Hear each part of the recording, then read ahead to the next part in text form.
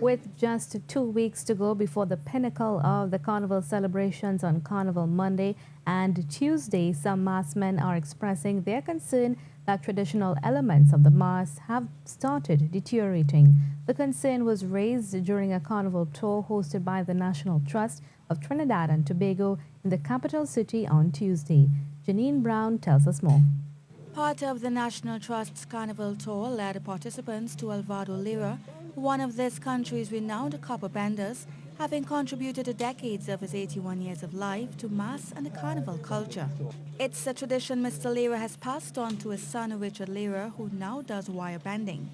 But the younger LERA shared his father's concern that the art of wire bending has been somewhat watered down over the past few years.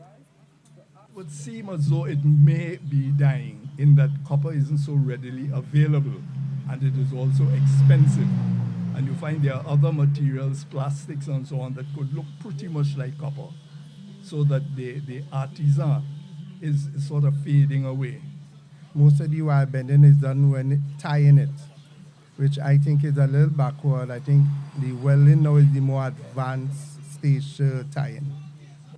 Preserving the culture of Trinidad and Tobago like wire bending was the reason the National Trust has undertaken this tour.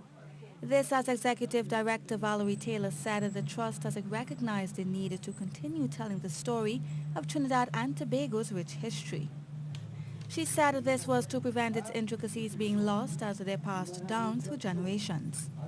So many parts of our carnival arts are dying, and when we introduce them to new audiences, they are fascinated, they are energized. So many people didn't know that so many aspects of our carnival were so dynamic and that they were so innovative. We use the word innovative all the time. Tuesday's tour also included a trip to the Panyard of reigning panorama champs Massey Trinidad All-Stars, where this visitor even got a quick lesson.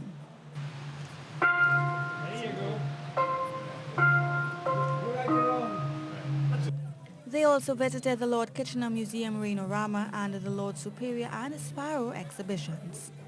Janine Brown, C News.